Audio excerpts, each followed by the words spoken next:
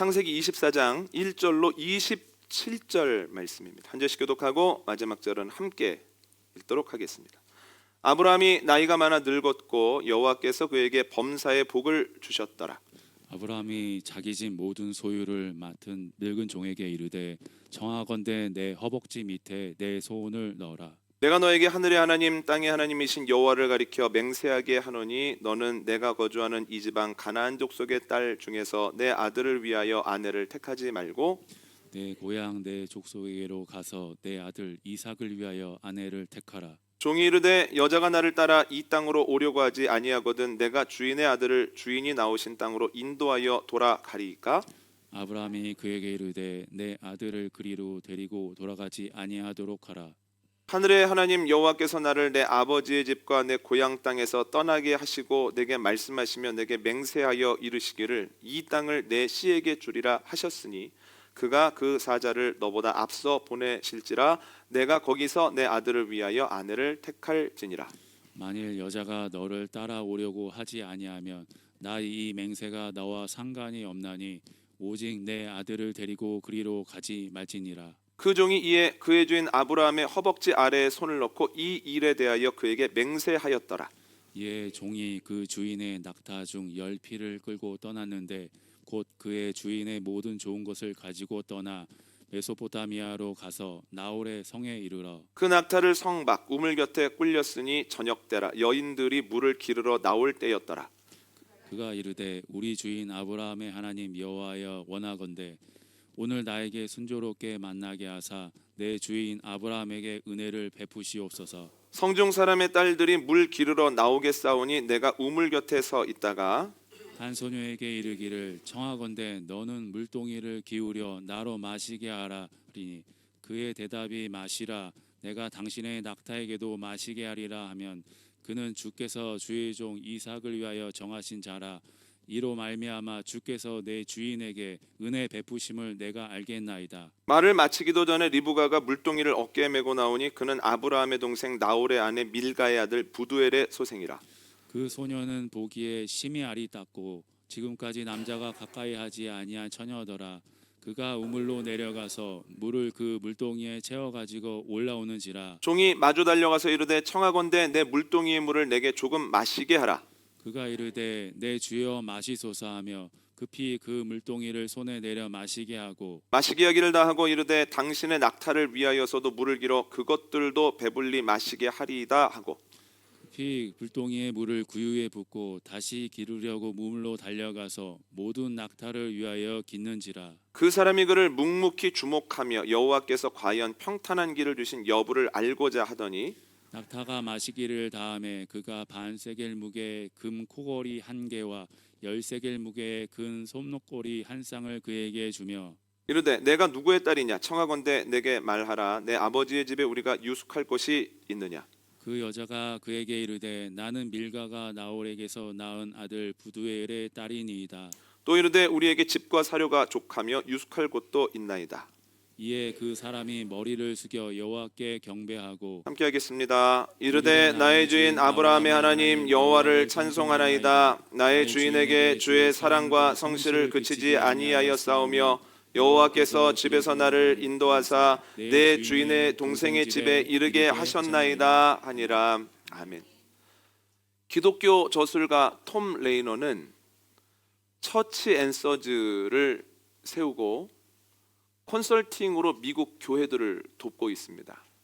그런데 컨설팅을 하는 중에 계속해서 생명력을 잃어가고 있는, 그리고 아무리 봐도 생명력이 끝났다라고 여기는 교회들의 공통점이 발견되는 거예요.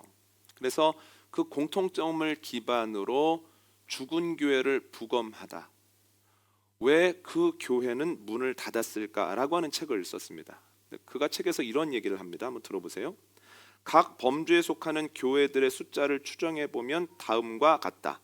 건강한 교회 10%, 질병의 증상이 있는 교회 40%, 매우 아픈 교회 40%, 죽어가는 교회 10%.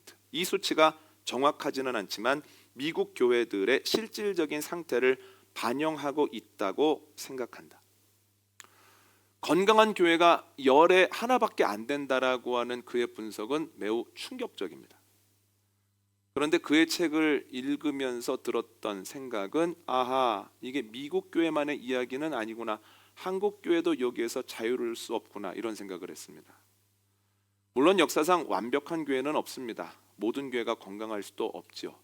그러나 20, 30년 전만 해도 이 정도는 아니었던 것 같습니다. 그런데 아무리 생각해도 건강한 교회, 교회다운 맛을 내는 교회, 교인들이 드러내놓고 자랑할 수 있는 교회, 그래서 아이가 자라나듯이 건강하게 성장하는 교회가 열에 하나밖에 안 되겠구나. 이거 한국 교회 얘기구나. 이런 생각을 할 수밖에는 없습니다. 이것을 볼 때 아하, 그 세대의 신앙이 다음 세대로 물려지는 것 굉장히 어려운 일이구나 하는 생각을 하는데요. 세대의 신앙이 대를 거듭하여 물려지는 것은 교회뿐만이 아니라 가정에서도 굉장히 어려운 일입니다.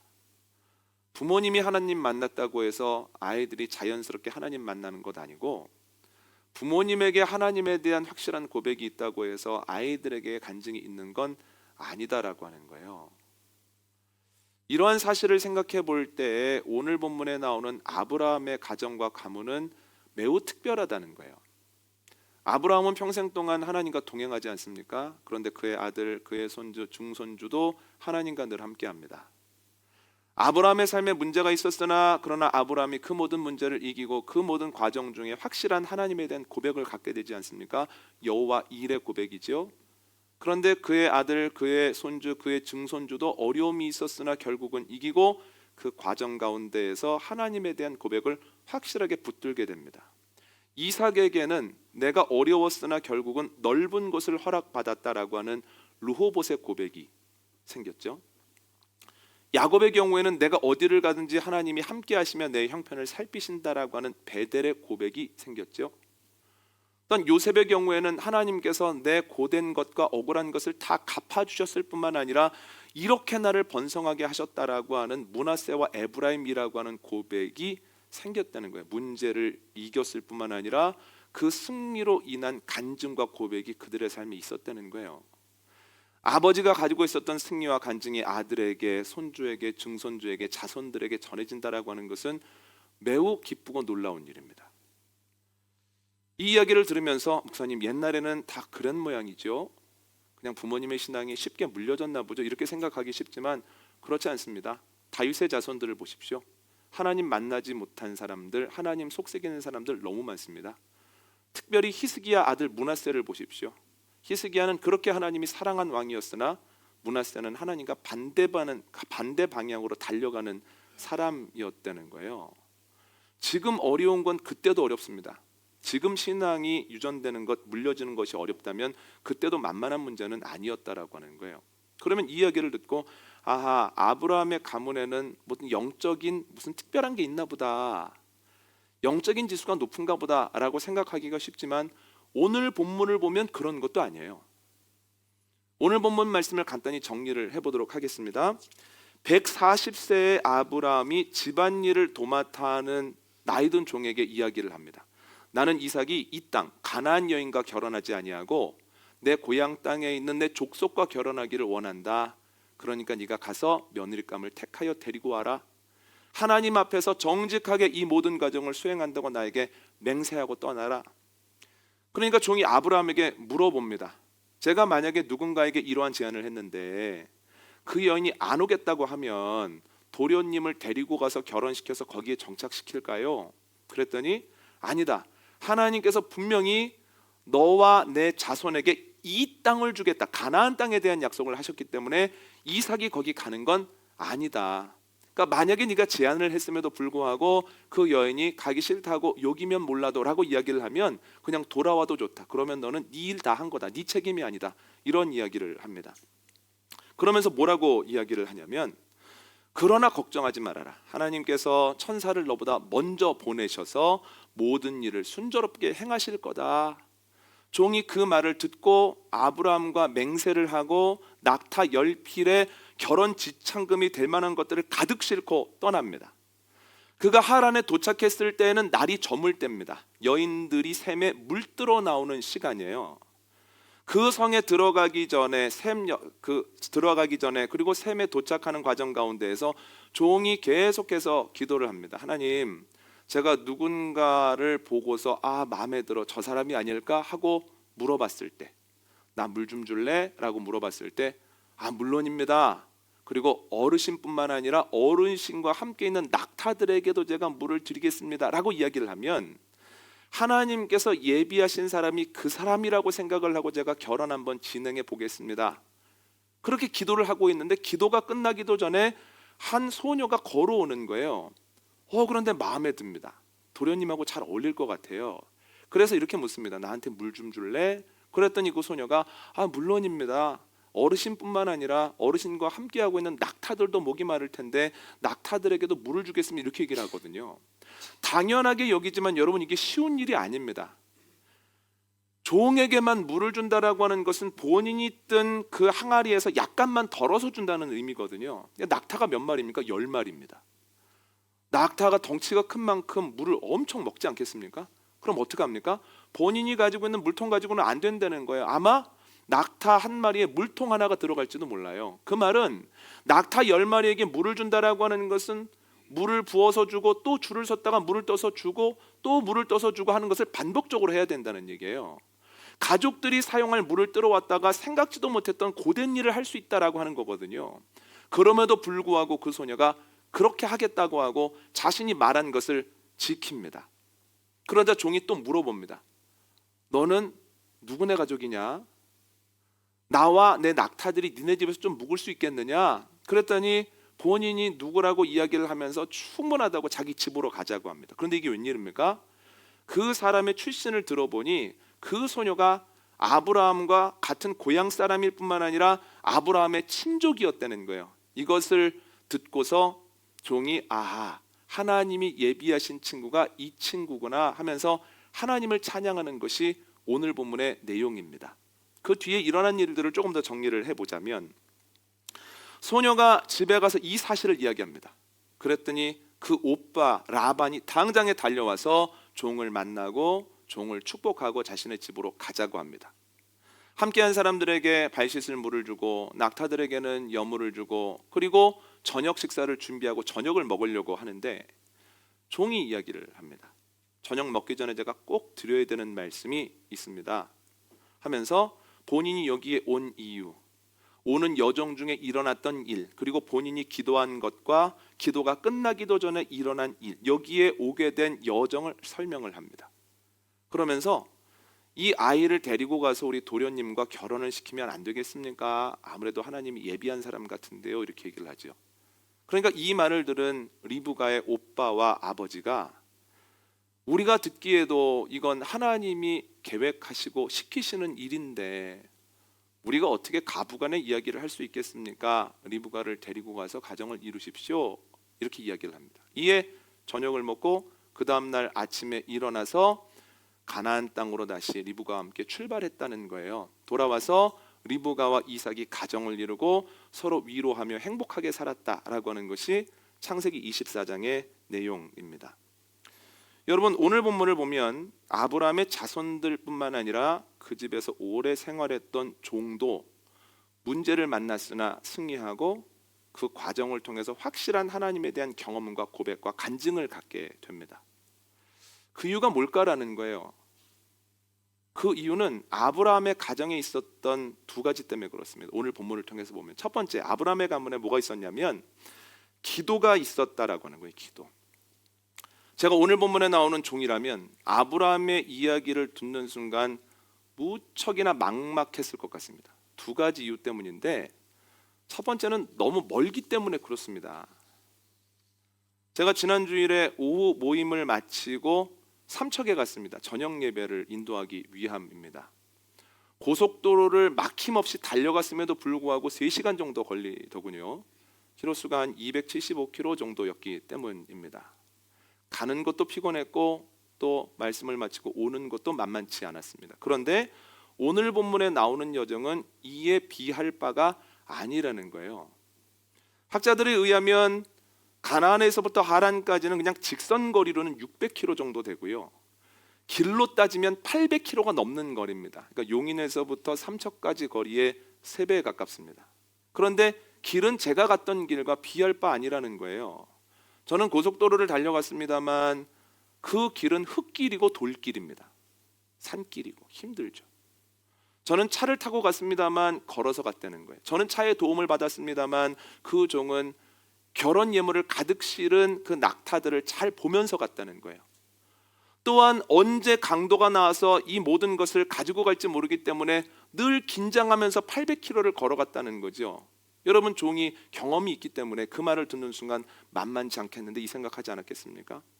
그러니까 제가 종이라면 그 걱정을 하나 했을 것 같고, 두 번째 걱정은 뭐냐면 맡겨진 이 일의 무게가 너무 무겁습니다. 그러니까 어찌어찌 내 마음에 드는 사람을 택해서 이삭의 아내감으로 데리고 왔다라고 한번 생각을 해보십시오. 두 사람이 처음 만나는데 리브가가 너울을 탁 하고 이렇게 벗는 겁니다. 그런데 두 사람이 불꽃이 확 튀면서 서로 마음에 들어하면 좋은데 너울을 확 벗는 순간에 이삭이 아휴 마음에 안 들어 이런 표정을 짓는다거나, 아니면 이삭은 마음에 들어 하는데 그 밝았던 리브가가 이삭 얼굴을 보고 이삭과 몇 마디 나눈 다음에 얼굴에 그늘이 진다든가 울기 시작한다든가 그러면은 종은 어떻게 해야 됩니까? 800km를 데리고 왔는데 800km를 다시 데려다 줘야 됩니까? 어떻게 돼야 하는 겁니까?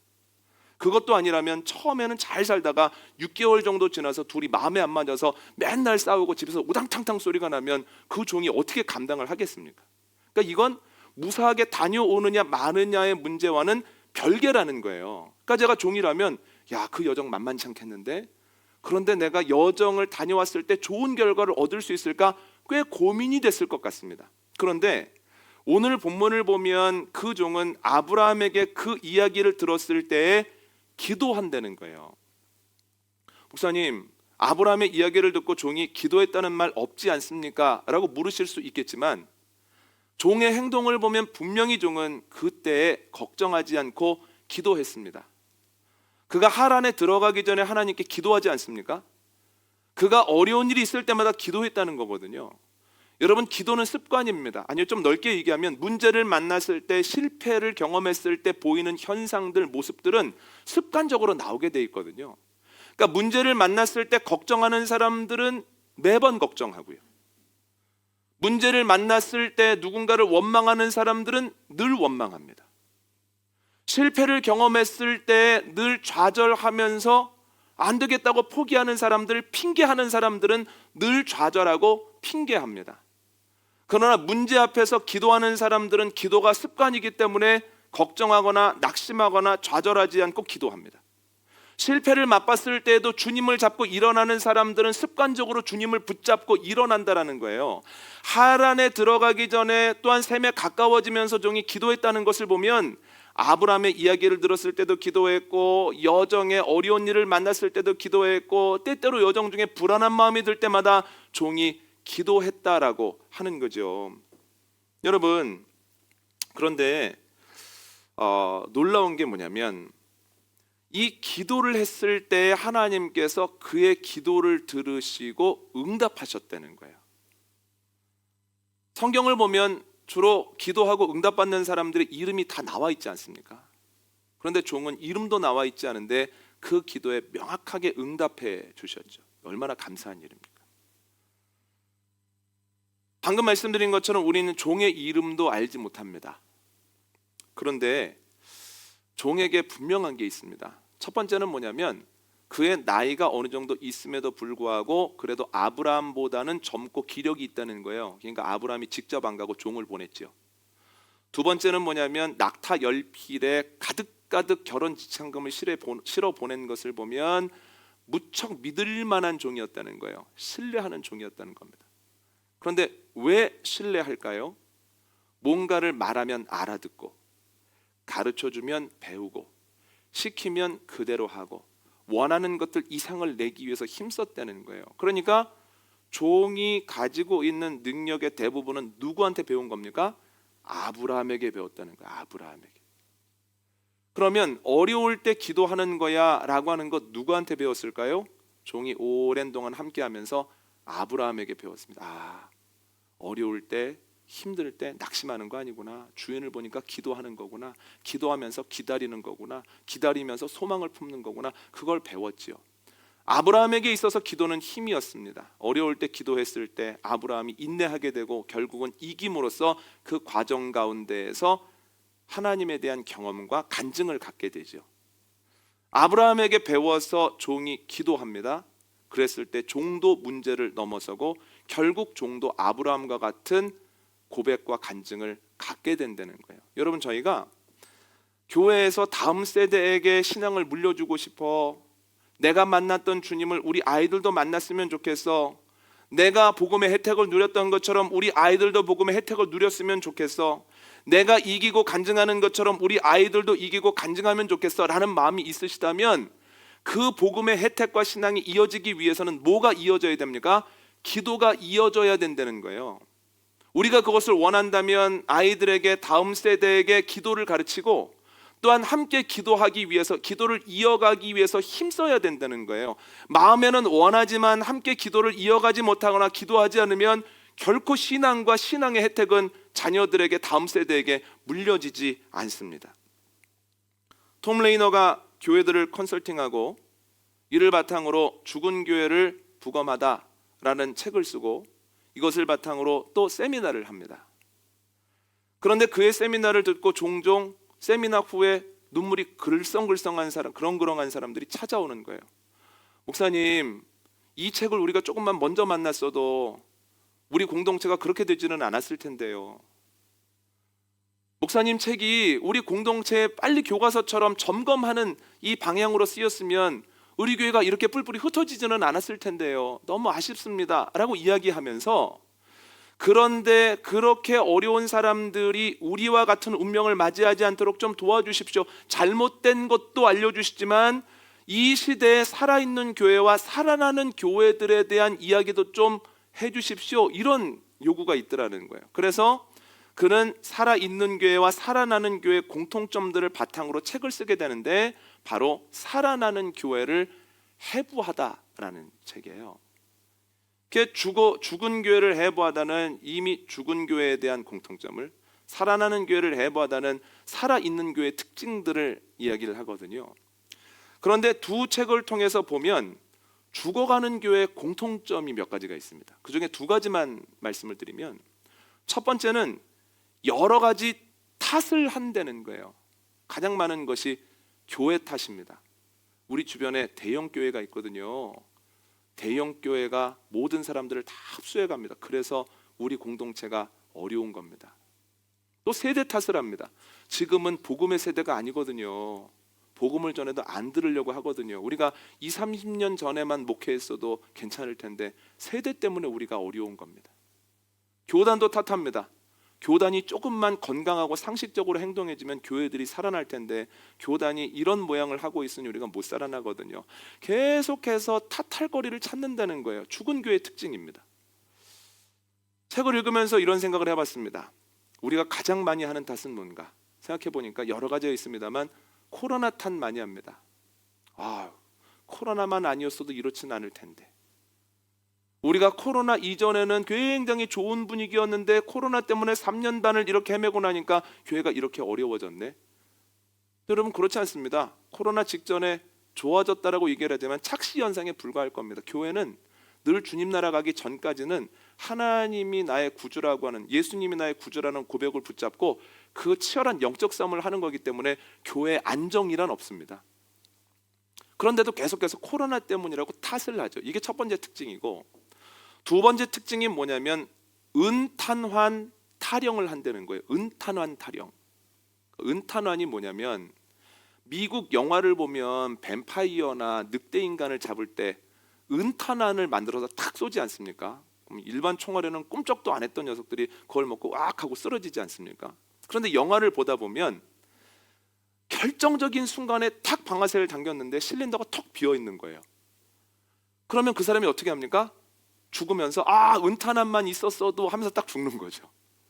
그러니까 죽어가는 교회의 특징이 뭐냐면 은탄환만 있었어도 하면서 죽어간다는 거예요.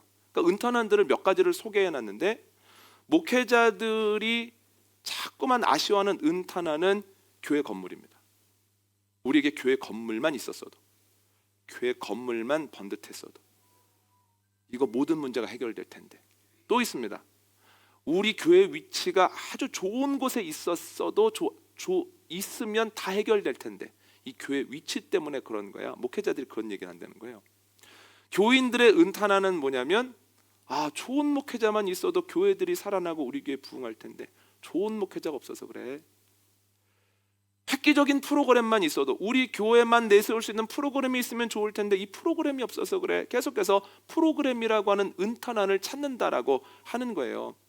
여러분, 그뿐만이 아닙니다. 제가 이제 개척을 하고 교회에 적응하려고 노력하는 분들이 결국 못하는 경우가 있지 않습니까? 그분들의 은탄환을 생각해 보면 동년배 은탄환을 찾습니다. 나랑 나이가 비슷하고 마음이 잘 맞는 사람 한 사람만 있어도 내가 교회에 적응할 텐데, 신앙생활 잘할 텐데, 끊임없이 은탄환을 찾는 가운데에서 교회가 죽어가더라는 거예요. 그래서 제가 이 여러 가지를 읽으면서 그렇구나. 한국 교회도 무관하지 않고 우리 교회도 조심해야 되겠구나라는 생각을 했습니다. 그런데 이 말씀을 왜 드리냐면, 그 모든 원인들을 다 이야기하고 나서 톰 레이너가 내린 결론이 뭐냐면 기도입니다. 죽은 교회나 죽어가고 있는 교회에서는 기도 안 하더라는 거예요. 기도를 하되 형식적으로 하더라는 거예요. 기도해야 되는 시간에 중직자들이 30초 1분을 버티지 못하고 일어나서 밖에 나가서 도너츠랑 커피 드시더라는 거예요. 예를 들어 새벽 기도를 하고 있는데 장로님 권사님들이 오히려 기도해야 될 시간에 금방 나가서 기도하지 않고 다른 이야기들을 하시더라는 거예요. 이게 죽은 교회의 특징이더라는 겁니다. 톰 레이너가 미국 교회를 볼 때, 살아나는 교회의 특징을 보면 기도하기 위해서 모이고 기도할 때 힘이 있고 기도한 이후에 여러 가지 일들이 일어나더라는 거예요. 그러면서 이렇게 얘기를 합니다. 한번 들어보세요. 강력한 기도의 운동이 뒷받침되지 않고서 교회의 회복이 지속적으로 유지되는 경우를 한 번도 보지 못했다. 기도는 절대적이다. 기도는 반드시 필요하다. 기도는 최우선 상황이다. 교회가 새로운 방법이나 새로운 강조점으로 잠시 회복되는 것을 본 적이 있다. 새로운 목사나 역동적인 사역자를 통해 일부 교회가 하락세를 잠시 반등시키는 모습을 본 적이 있다. 하지만 강력한 기도의 운동이 뒷받침되지 않고서 교회의 회복이 지속되는 경우는 본 적이 없다. 이어서 이렇게 얘기를 합니다. 물론 신학적으로는 다 기도의 힘을 안다. 그러니까 우리는 기도의 힘을 믿는다. 하지만 기도를 항상 실천하지는 않는다. 우리 눈에 시급한 일에 하나님의 우선 사항들이 밀려나곤 한다. 예수님도 큰 위기의 순간에 기도하지 않는 제자들을 꾸짖으셨다는 사실을 기억해야 한다. 여러분, 우리가 이어가야 될 것이 무엇입니까? 기도라는 거예요. 기도할 때 우리가 이겼고 기도할 때 신앙의 그 능력을 누렸습니다. 그러면 자녀들이 주님을 만나고 자녀들이 그 신앙의 능력을 경험하려면 무엇을 해야 됩니까? 아이들도 기도해야 된다는 거예요. 아이들에게 기도하라고 말하고 기도의 자리로 오게 하고 함께 기도하는 가운데에서 우리가 하나가 되어야 한다라고 하는 거죠. 여러분, 부탁드립니다. 시작점이 8월 둘째 주 셋째 주 오후입니다. 오후 2시부터 2시간 정도 마음껏 찬양하고 함께 말씀 나누고 함께 기도하는 시간 가지려고 합니다. 기도를 시작하고 그 기도가 이어짐을 통해서 승리와 간증이 이어지는 생명문 교회와 한국교회와 여러분들의 가정 되어 주시기를 원합니다. 그래서 그의 가정에 기도가 있었다는 거예요. 두 번째 있었던 게 뭐냐면 말씀이 있었습니다. 오늘 본문의 종이 승리하고 난 이후에 어떤 고백을 갖게 되나요? 하나님께서 과연 예비해 놓으셨었구나. 여호와 일의 고백을 하게 된다는 거예요. 그런데 여호와 일의 고백을 가보면 있겠지, 하나님이 하시겠지 라고 그냥 멍하니 갔는데 그렇게 되었는가? 그렇지 않습니다. 12절을 보면 아주 명확하게 기도합니다. 하나님, 예비해 주실 줄 믿습니다. 예비한 사람을 만나고 싶습니다. 승리하고 싶습니다. 명확하게 기도했죠.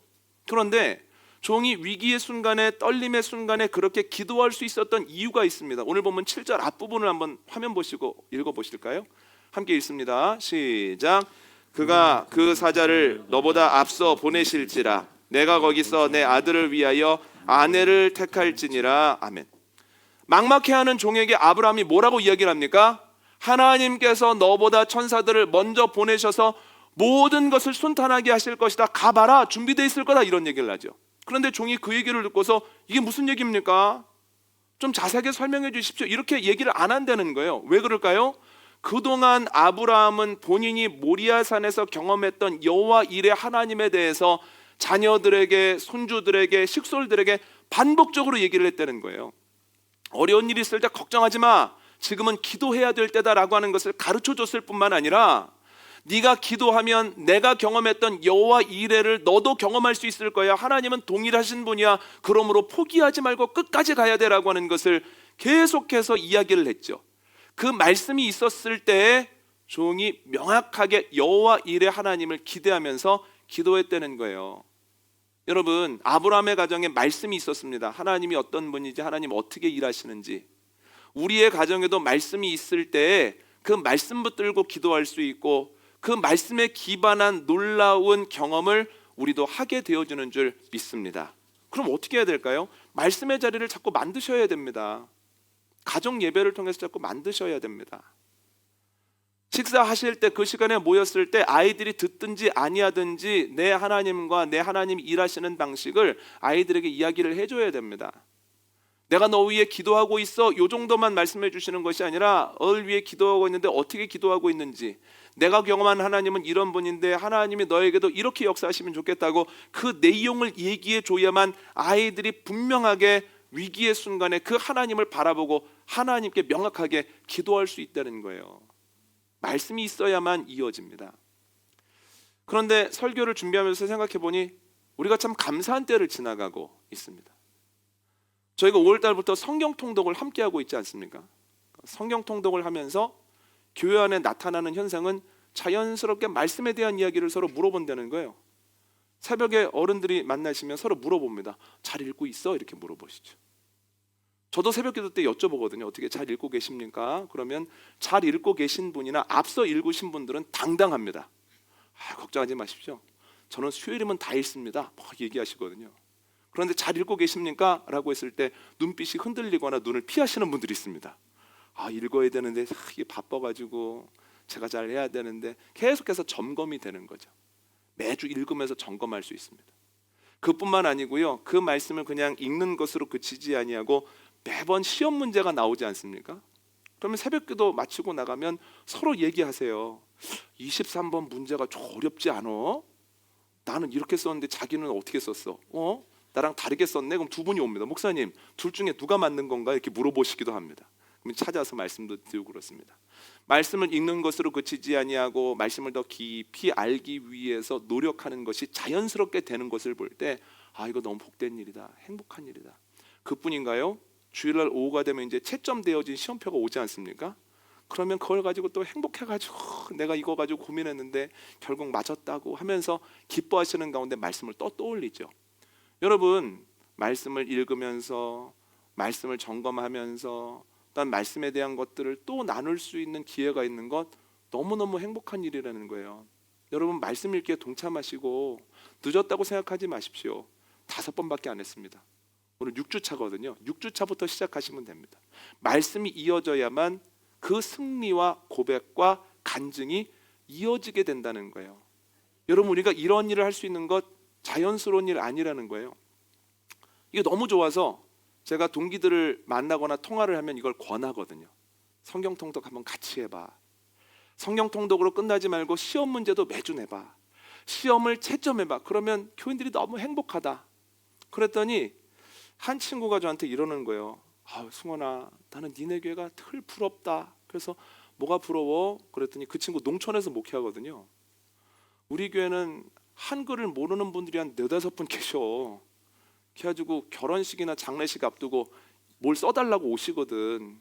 그러니까 나도 너무 하고 싶은데 그분들이 마음에 상처를 입을까봐 말씀 읽자고도 못하겠고 시험 문제는 언감생심이야. 어떻게 하면 좋겠니? 이렇게 물어보는 거예요. 제가 그걸 듣고 어떤 생각을 했냐면 함께 말씀을 읽고 함께 말씀에 대한 문제를 풀고 그에 대해서 이야기하는 것 우리는 당연한 듯 여기지만 이 또한 은혜라는 거예요. 주님께서 이 은혜를 왜 주시겠습니까? 말씀을 이어감으로 주님에 대한 경험과 주님에 대한 그 기쁨을 이어가라는 명령이죠. 여러분들의 가정과 교회 안에 말씀이 넘쳐나기를 원합니다. 그랬을 때 하나님에 대한 경험과 하나님께서 주시는 우리에게 부어주시는 은혜가 이 교회 안에 여러분들의 가정에 충만하기를 원합니다. 오늘 말씀 정리합니다. 신앙의 유산이 교회 공동체 다음 세대에게 그리고 가정의 자녀들에게 물려주는 것 만만한 일은 아니다라는 거예요. 그러나 분명히 물려져야 하고 물려질 수 있습니다. 아브라함의 가정을 보면 두 가지가 있을 때 물려졌는데, 첫 번째는 기도입니다. 기도가 이어졌을 때 승리와 간증이 이어집니다. 두 번째는 말씀입니다. 내가 만난 하나님 일하시는 방법을 계속해서 먼저 경험한 이들이 이야기할 때 문제 앞에서 기도하게 되고 명확하게 기도하게 되고 그도 동일한 하나님을 경험하는 가운데 승리와 간증이 이어져 간다는 거예요. 이 교회가 여러분들의 가정이 기도와 말씀에 힘쓰고 그것을 통하여 신앙의 유산이 잘 이어지는 큰 복을 받게 되어지기를 원합니다.